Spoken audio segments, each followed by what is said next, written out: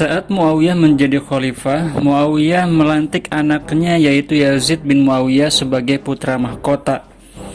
Muawiyah beralasan bahwa ia mengikuti sunnah Abu Bakar yang menunjuk Umar sebelum ia wafat. Cuma bedanya Abu Bakar tidak menunjuk anaknya, tapi Muawiyah menunjuk anaknya sendiri. Inilah yang membuat Muawiyah dijuluki sebagai raja Islam pertama dalam sejarah. Hal ini menimbulkan kontroversi di kalangan sahabat.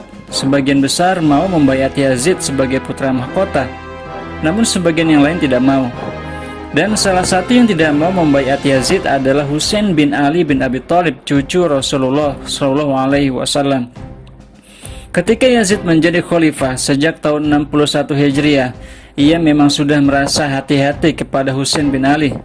Kenapa? Karena sebelum ayahnya meninggal, Muawiyah pernah berpesan kepada Yazid, "Kamu harus hati-hati kepada Husain, karena dia merupakan orang yang paling dicintai oleh umat Islam dan tidak mau membaiatmu sebagai khalifah.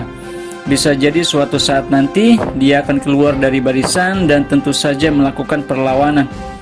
Teman-teman sekalian, saat keduanya sudah dewasa dan saat itu Yazid sudah memegang kekuasaan, tidak lama setelah itu beberapa orang utusan dari Kufah datang ke Madinah membawa sebuah surat.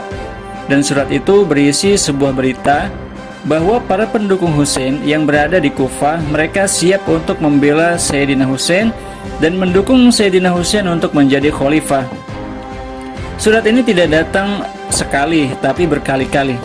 Dan begitu banyaknya sehingga salah satu sejarawan menuliskan bahwa tumpukan surat tersebut sudah begitu banyak hingga seperti perbekalan unta. Teman-teman sekalian, kalau satu orang yang mengirim surat mungkin kita masih berpikir, tapi ketika surat itu berdatangan terus-menerus, tentu akan menjadi lain ceritanya. Akhirnya Sayyidina Husain berpikir, apakah mungkin sebaiknya beliau berangkat ke Kufah? Akhirnya beliau bermusyawarah bersama sahabat-sahabat dan keluarganya sampai kemudian diputuskan untuk berangkat. Sebelum beliau berangkat, sebelumnya beliau melakukan perjalanan dulu ke Mekah. Dan ketika beliau sampai di Mekah, beliau disambut begitu hangat oleh penduduk Mekah dan ia kemudian berdoa di sekitar Ka'bah. Beliau juga melakukan tawaf. Dan kemudian beliau melakukan istikharah, apakah keputusannya untuk berangkat ke Kufah adalah keputusan yang benar. Teman-teman sekalian, sebelum berangkat ke Kufah, beliau lebih dulu mengirimkan salah satu utusan beliau yaitu Muslim bin Aqil yang merupakan sepupu beliau untuk berangkat dulu untuk melihat kondisi apakah benar bahwa pendukung mereka sudah siap untuk membela Sayyidina Husain. Apakah benar mereka siap membela Sayyidina Husain dan apakah mereka sudah siap berjuang dengan pasukan yang katanya jumlahnya sebesar 18.000 orang. Teman-teman sekalian, akhirnya Muslim bin Aqil berangkat dan memang secara sembunyi-sembunyi. Namun ternyata mata-mata dan juga orang-orang Bani Umayyah mengetahui pergerakan Muslim bin Aqil. Muslim berhasil sampai dengan selamat di Kufah. Dan setelah beberapa lama, orang-orang pendukung Husain pun berdatangan dan juga satu demi satu membaiat Muslim bin Aqil. Dan mereka bersumpah setia bahwa mereka akan mendukung Sayyidina Husain sebagai khalifah. Setelah dibaiat oleh para pendukungnya di Kufah, ia langsung menuliskan surat kepada Sayyidina Husain yang berisikan bahwa benar di sana ada pendukung-pendukung yang sudah siap membela Sayyidina Husain dan surat tersebut sudah terlanjur dikirim kepada Sayyidina Husain. Yazid bin Muawiyah yang mengetahui kondisi ini segera melakukan langkah cepat. Gubernur Kufah yang lama atau wali kotanya yang lama yaitu Nu'man bin Bashir, beliau ganti dengan yang baru yaitu Ubaidullah bin Ziyad. Yazid beralasan bahwa Nu'man dianggap lambat dalam menanggapi keberadaan Muslim bin Aqil.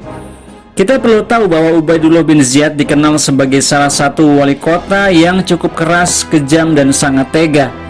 Dan tidak lama kemudian, akhirnya Ubaidullah bin Ziyad menangkap beberapa tokoh yang dianggap melindungi Muslim bin Aqil. Salah satunya adalah Hani bin Urwah yang memberikan tempat tinggal kepada Muslim bin Aqil. Tidak lama setelah itu, sampailah surat kepada Sayyidina Husain bahwa pendukung beliau sudah siap dan telah membaiat Muslim bin Aqil. Surat itu diterima oleh Sayyidina Husain dan kemudian ia membacanya, sehingga kemudian beliau memutuskan untuk berangkat ke Kufah. Beliau berangkat tidak sendiri, tapi bersama keluarga beliau. Saat beliau dan juga beberapa sahabat beliau dan juga beberapa orang pembesar dari Kufah. Hadirin sekalian, teman-teman sekalian, sementara itu di Kufah, Muslim bin Aqil mendapatkan perlakuan yang tidak baik dari Ubaidullah bin Ziyad. Lebih dari itu, dia bersama pendukungnya juga dikepung oleh pasukan. Saat itu Muslim bin Aqil bersama pendukungnya berhadapan dengan pasukan Ubaidullah bin Ziyad. Ubaidullah kemudian mengancam untuk membunuh setiap pendukung Muslim bin Aqil, sementara yang bergabung dengan Bani Umayyah akan dibebaskan dan dijamin keselamatannya. Pasukan Muslim bin Aqil pun banyak yang terpengaruh. Sedikit demi sedikit pasukannya berkurang. Yang tadinya berjumlah 18.000 orang, berkurang sampai akhirnya hanya tersisa 4.000 orang. Dari 4.000 orang kemudian karena didesak lagi, ditakut-takuti lagi, maka berkurang lagi hanya tinggal beberapa orang. Maka yang terjadi selanjutnya adalah Muslim bin Aqil tewas di tangan pasukan Bani Umayyah. Sebelum Muslim wafat, dia sempat menuliskan surat kepada Husain, memberikan kabar bahwa pendukungnya telah meninggalkannya dan ia terdesak oleh pasukan Bani Umayyah. Surat ini pun sampai kepada Husain saat beliau sudah berada di tengah perjalanan. Teman-teman sekalian, berangkatnya Husain menuju Kufah menimbulkan suatu gejolak di kalangan sahabat. Bahkan salah satu sahabat terkenal, Ibnu Abbas, berkali-kali mengingatkan untuk tidak berangkat. Namun dalam beberapa referensi dikatakan bahwa beliau bermimpi bertemu Rasulullah dan beliau mendapatkan pesan dari kakeknya yang kemudian membuat beliau semakin yakin untuk berangkat. Dan di perjalanan ia tidak langsung sampai ke sana. Tentu saja beliau melewati beberapa tempat. Beliau bertemu juga dengan orang-orang yang datang dari Kufah. Salah satunya adalah seorang penyair yang berkata, "Sesungguhnya hati mereka bersamamu, tetapi pedang mereka bersama Bani Umayyah. Inna qulubuhum ma'ak walakin nasuyufahum ma Bani Umayyah." Mereka sayang kepadamu, tapi mereka setia kepada Bani Umayyah. Meskipun dibilang seperti itu, Sayyidina Husain tetap berangkat. Teman-teman sekalian, seperti saya sebutkan sebelumnya, bahwa sebelum Muslim bin Aqil wafat, beliau telah berhasil menuliskan pesan yang menyatakan bahwa kondisi sudah berubah, situasi sudah berubah, keadaan tidak bisa dikendalikan, dan bahwa pendukung mereka sudah meninggalkan mereka. Akhirnya surat tersebut dikirim oleh Muslim hingga sampai ke tangan Sayyidina Husain. Ketika membaca surat tersebut, Sayyidina Husain pun merasa kaget dan beliau sempat bingung akan apa yang harus dilakukan selanjutnya. Beliau bisa kembali ke Mekah dan juga bisa melanjutkan perjalanan ke Kufah. Ternyata niat beliau sudah bulat. Beliau tidak ingin mundur, maka beliau pun melanjutkan perjalanan. Sementara itu, Ubaidullah bin Ziyad terus mengikuti pergerakan Sayyidina Husain dan beliau kemudian mengutus salah satu pasukannya. Pasukan ini dipimpin oleh Al-Hasin bin Tamim dan juga diperkuat dengan pasukan sejumlah 4.000 orang. Sementara itu, Al-Hasin mengutus salah satu pasukan yang dianggap cukup mumpuni, dipimpin oleh Al-Har bin Yazid, untuk mengikuti pergerakan Husain secara langsung. Al-Har bin Yazid ini diperkuat dengan pasukan 1.000 orang yang merupakan bagian dari 4.000 orang yang berada di bawah pimpinan Al-Hasin bin Tamim. Al-Har bin Yazid terus-menerus mengikuti rombongan Sayyidina Husain. Ia bahkan juga berinteraksi dan bercakap-cakap dengan Sayyidina Husain. Ia mengatakan, "Aku diperintahkan untuk membawamu ke Kufah. Apakah engkau ingin dibawa ke Kufah dan menyerahkan diri dan juga bersumpah setia kepada Yazid bin Muawiyah?" Sayyidina Husain menolak pulang kembali dan menolak pula untuk berangkat ke Kufah dan bersumpah setia kepada Bani Umayyah. Walaupun begitu, Al-Har bin Yazid tidak bisa berbuat apa-apa. Beliau masih menghormati Sayyidina Husain. Bahkan ketika waktu sholat berjamaah tiba, ia pun menjadi makmum dari Sayyidina Husain. Sayyidina Husain mengimami pasukan Bani Umayyah yang mengintainya. Dan perkembangan terus terjadi. Kemanapun mereka bergerak, pasukan Bani Umayyah terus mengikuti rombongan Sayyidina Husain. Perlu kita ketahui bahwa pasukan Sayyidina Husain saat itu jumlahnya hanya sekitar 82 orang, yang sebagian adalah keluarga beliau dan sebagian juga adalah beberapa sahabat dan pembesar dari orang-orang Kufah. Dan setelah terjadi perkembangan selanjutnya, kemudian Ubaidullah bin Ziyad mengutus seorang jenderal yang lain, yaitu Umar bin Sa'ad bin Abi Waqqas, seorang anak sahabat terkenal yaitu Sa'ad bin Abi Waqqas bernama Umar. Umar bin Sa'ad tadinya diperintahkan untuk bergerak menuju wilayah-wilayah yang ada di Persia. Sebenarnya ia memang ingin diberikan beberapa kekuasaan di wilayah Persia.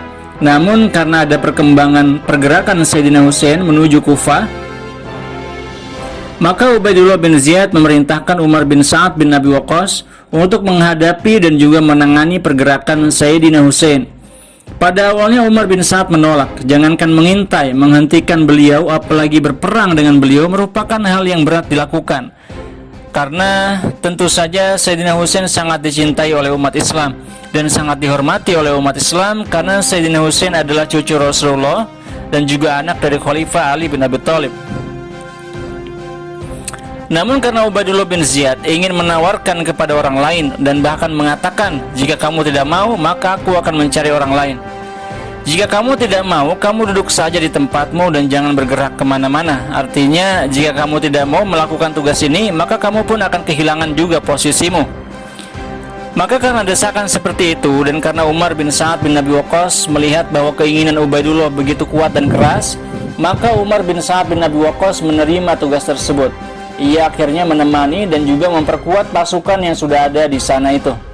Situasi semakin panas dan kemudian terjadi diskusi yang panjang antara Umar bin Sa'ad bin Abi Waqqas dengan Sayyidina Husain. Dan saat diskusi tersebut terjadi, Sayyidina Husain ditemani 20 orang teman-temannya bertemu langsung dengan Umar bin Sa'ad bersama 20 orang teman-temannya. Kemudian 20 orang dari kedua pihak tersebut memisahkan diri dan Sayyidina Husain dan Umar bin Sa'ad pun berbicara secara langsung. Sayyidina Husain dalam percakapan itu menyatakan bahwa ia merasa lebih berhak memegang khilafah daripada Bani Umayyah. Saat itulah Husain mengatakan bahwa Bani Umayyah hanya mengaku-ngaku bahwa mereka berhak, tapi semua pun menyadari bahwa yang paling berhak memegang khilafah adalah Sayyidina Husain yang merupakan cucu Rasulullah SAW. Umar bin Sa'ad pun menyatakan bahwa ia kurang bisa mendukung Sayyidina Husain. Kenapa? Karena beliau sudah berada di bawah kendali Bani Umayyah. Maka mau tidak mau beliau tidak bisa menyerahkan begitu saja diri beliau kepada Sayyidina Husain. Dan akhirnya datang surat dari Ubaidullah bin Ziyad dari Kufah memberikan instruksi bahwa kalau Sayyidina Husain tidak mau dibawa ke Kufah, maka dia harus diperangi. Artinya akan terjadi perang dan bisa jadi pembunuhan terhadap Sayyidina Husain. Kondisi yang sulit seperti ini akhirnya berkembang menjadi sebuah perang. Pada tanggal 1 sampai 2 Muharram, tibalah rombongan Sayyidina Husain di suatu tempat yang bernama Karbala. Beliau pun teringat bahwa suatu saat ayahnya Ali bin Abi Thalib pernah mengatakan, tempat ini adalah tempat yang tidak disukai oleh keturunanku. Ternyata itu adalah tempat yang akan menjadi tempat terbunuhnya salah satu anaknya, yaitu Sayyidina Husain.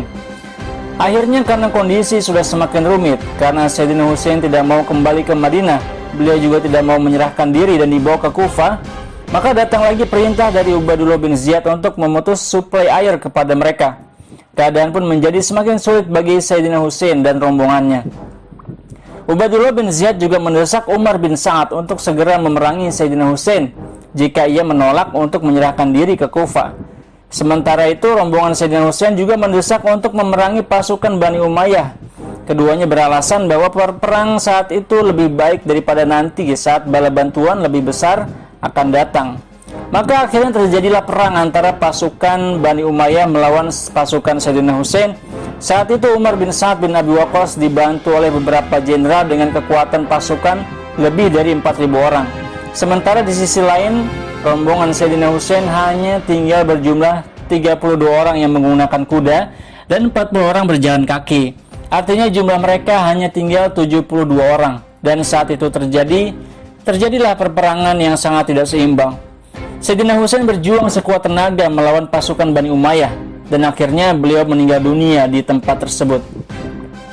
Teman-teman sekalian, peristiwa ini menyakiti hati umat Islam dan tentu saja kita semua sangat sedih atas peristiwa yang menimpa Sayyidina Husain. Beliau harus tewas di tangan pasukan Bani Umayyah. Kejadian tersebut terjadi pada tanggal 10 Muharram tahun 61 Hijriah di masa kekhalifahan Yazid bin Muawiyah. Kemudian siapakah yang bertanggung jawab atas peristiwa itu? Apakah Ubaidullah bin Ziyad, wali kota Kufah, atau Umar bin Sa'ad, ataukah Yazid bin Muawiyah?